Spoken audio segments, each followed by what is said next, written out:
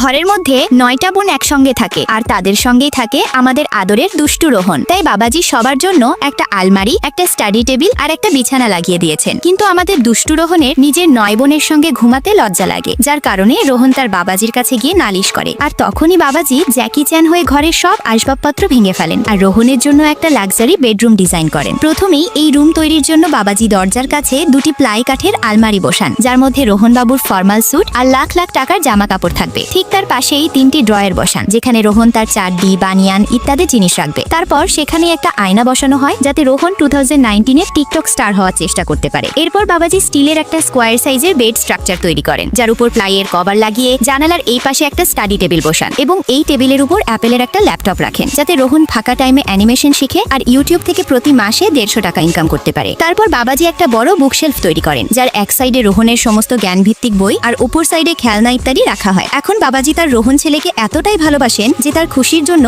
আলাদা করে ঘরের ভেতরেই একটি গেমিং রুম বানান। যে রুম বানানোর জন্য বাবাজি নিজে চাড্ডি, বানিয়ান পর্যন্ত ব্যাংকে বন্ধক রাখেন এবং কোটি টাকার পিসি সেটআপ তৈরি করেন, যাতে রোহন GTA 5 গেম খেলে আর সারাদিন ঘরে পড়ে থাকে। তারপর বাবাজি এই পাশটায় একটা প্লাই কাঠের র‍্যাক বানান, যার মধ্যে সব প্রোটিন জাতীয় জিনিস রাখেন এবং সেখানেই একটি ফ্রিজ বসান, যাতে ছেলে ঠান্ডা ঠান্ডা কোল্ড ড্রিঙ্ক খেয়ে মাথা ঠান্ডা করতে পারে। এরপর বাবাজি বিছানায় একটা সফট, আরামদায়ক ও নরম গদি লাগান, যাতে রোহন নবাবের মতো ঘুমাতে পারে। তারপর সবশেষে বাবাজি বিছানার সামনে সেফটি রেলিং আর নিচে একটা সিঁড়ি লাগে রুমটির ফাইনাল লুক দেন। এখন আপনারা সবাই লাইক, সাবস্ক্রাইব করে কমেন্টে জানান আপনাদের বাবাজিকে আপনাদেরও এতটাই ভালোবাসে।